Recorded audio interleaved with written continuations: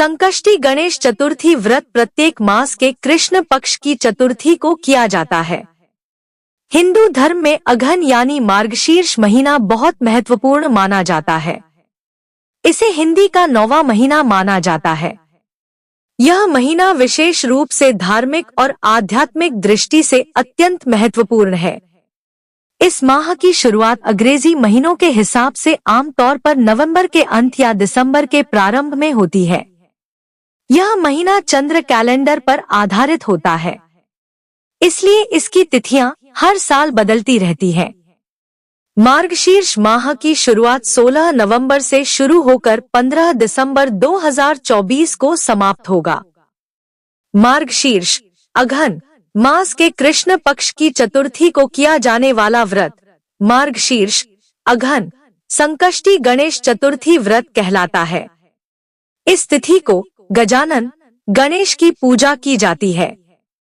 भविष्य पुराण में कहा गया है कि जब मन संकटों से घिरा महसूस करे तो गणेश चतुर्थी का व्रत करें। इससे कष्ट दूर होते हैं और धर्म, अर्थ, मोक्ष, विद्या, धन व आरोग्य की प्राप्ति होती है। हिंदू धर्म में गणाधिप संकष्टी चतुर्थी का व्रत महिलाओं के लिए बहुत अधिक महत्व रखता है। इस दिन महिलाएं भगवान गणेश को प्रसन्न करने के लिए सच्ची श्रद्धा के साथ व्रत रखती हैं और विधि विधान से पूजा अर्चना करती हैं। इस बार मार्गशीर्ष माह के कृष्ण पक्ष की चतुर्थी तिथि 18 नवंबर दिन सोमवार को पड़ रही है और सोमवार का दिन भगवान शिव को समर्पित है। इस दिन विधि विधान से पूजा करने से लोगों को विशेष फल की प्राप्ति होगा और सभी मनोकामनाएं पूर्ण होंगी।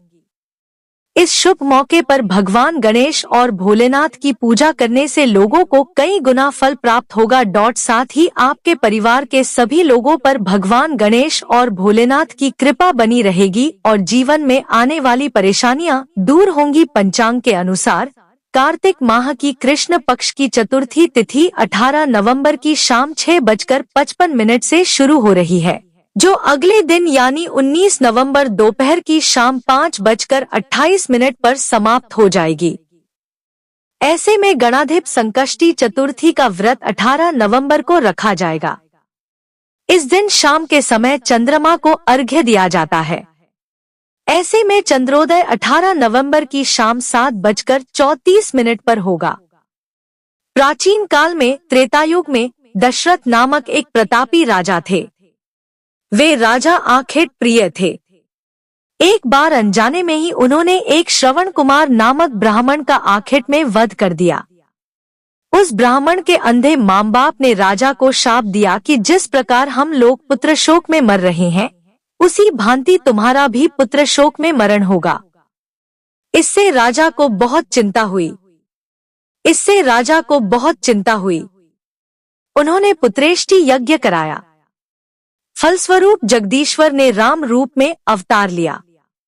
भगवती लक्ष्मी जानकी के रूप में अवतरित हुई। पिता की आज्ञा पाकर भगवान राम, सीता और लक्ष्मण सहित वन को गए, जहां उन्होंने खरदूषण आदि राक्षसों का वध किया। इससे क्रोधित होकर रावण ने सीता जी का अपहरण कर लिया। सीता जी की खोज में भगवान राम ने पंचवटी का त्याग कर दिया और ऋष्यमुख पर्वत पर पहुंचकर सुग्रीव के साथ मैत्री की। तत्पश्चात सीता जी की खोज में हनुमान आदि वानर तत्पर हुए। ढूंढते ढूंढते वानरों ने गिद्धराज संपाति को देखा। इन वानरों को देखकर संपाति ने पूछा कि कौन हो? इस वन में कैसे आए हो? तुम्हें किसने भेजा है? यहाँ पर तुम्हारा आना किस प्रकार हुआ है? संपाति की बात सुनकर वानरों ने उत्तर दिया कि भगवान विष्णु के अवतार दशरथ नंदन राम जी, सीता और लक्ष्मण जी के साथ दंडकवन में आए हैं। वहाँ पर उनकी पत्नी सीता जी का अपहरण कर लिया गया है। हे मित्र, इस बात को हम लोग नहीं जानते कि सीता कहाँ है। उनकी बात सुनकर संपाति ने कहा कि तुम सब रामचंद्र के सेवक होने के नाते हमारे मित्र हो। जानकी जी का जिसने हरण किया है और वह जिस स्थान पर है वह मुझे मालूम है। सीता जी के लिए मेरा छोटा भाई जटायु अपने प्राण गंवा चुका है। यहाँ से थोड़ी ही दूर पर समुद्र है और समुद्र के उस पार राक्षस नगरी है। वहाँ अशोक के पेड़ के नीचे सीता जी बैठी हुई है। रावण द्वारा अपहृत सीता जी अभी भी मुझे दिखाई दे रही है। मैं आपसे सत्य कह रहा हूँ कि सभी वानरों में हनुमान जी अत्यंत पराक्रमशाली है, अतः उन्हें वहाँ जाना चाहिए।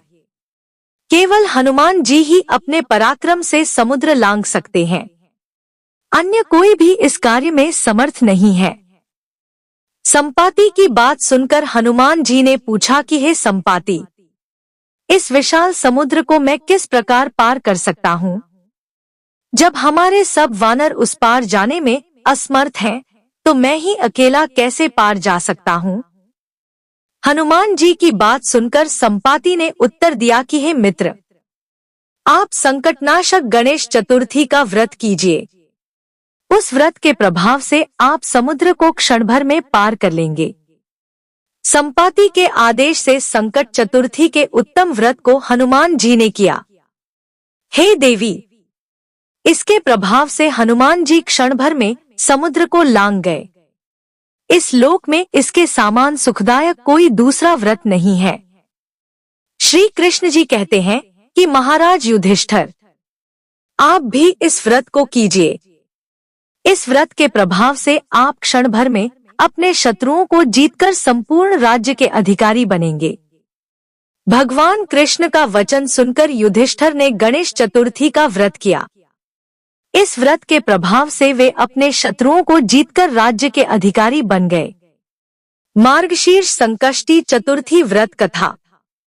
पार्वती जी ने गणेश जी से पूछा कि अघन कृष्ण चतुर्थी संकटा कहलाती है, उस दिन किस गणेश की पूजा किस रीति से करनी चाहिए? गणेश जी ने उत्तर दिया कि हे हिमालय नंदिनी, अघन में पूर्वोक्त रीति से गजानन नामक गणेश की पूजा करनी चाहिए। पूजन के बाद अर्घ्य देना चाहिए।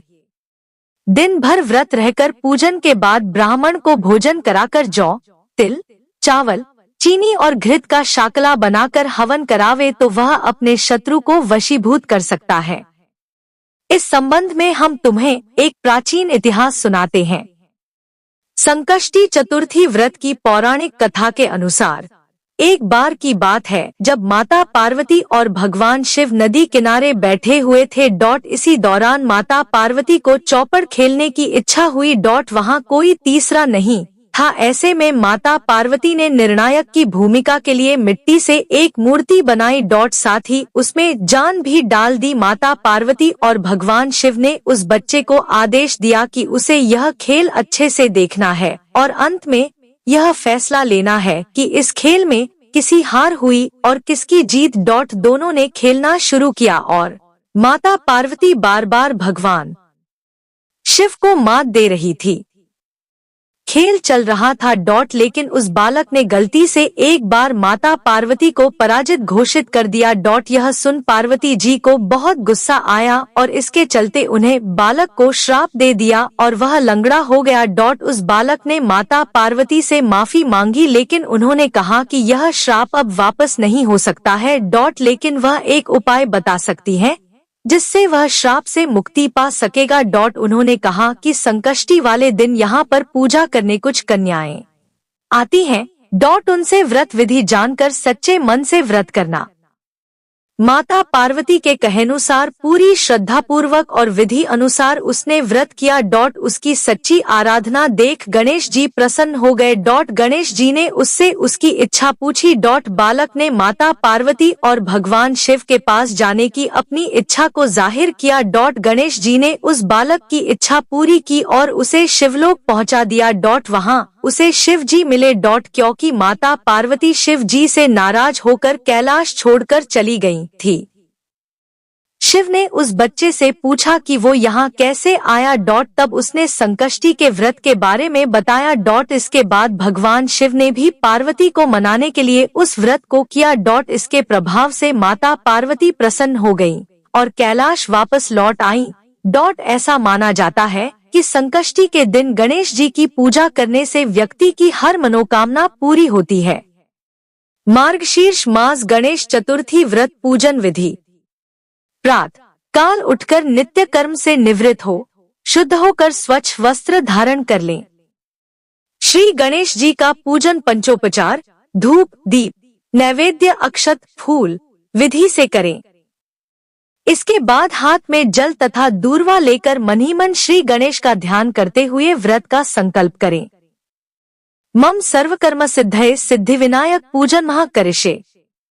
अब कलश में जल भरकर उसमें थोड़ा गंगा जल मिलाएं। कलश में दूर्वा, सिक्के, साबुत हल्दी रखें। उसके बाद लाल कपड़े से कलश का मुख बांध दें। कलश पर गणेश जी की प्रतिमा स्थापित करें। पूरे दिन श्री गणेश जी के मंत्र का स्तवन करें। संध्या को दोबारा स्नान कर शुद्ध हो जाएं। श्री गणेश जी के सामने सभी पूजन सामग्री के साथ बैठ जाएं। विधि विधान से गणेश जी का पूजन करें। वस्त्र अर्पित करें। नैवेद्य के रूप में 10 लड्डू अर्पित करें। चंद्रमा के उदय होने पर चंद्रमा की पूजा कर अर्घ्य अर्पण करें। उसके बाद गणेश चतुर्थी की कथा सुने अथवा सुनाए। जौ, चावल, चीनी, तिल व घी से हवन करें। तत्पश्चात गणेश जी की आरती करें। 5 लड्डू प्रसाद के रूप में बांट दें और शेष 5 अगले दिन ब्राह्मण को दान में दे।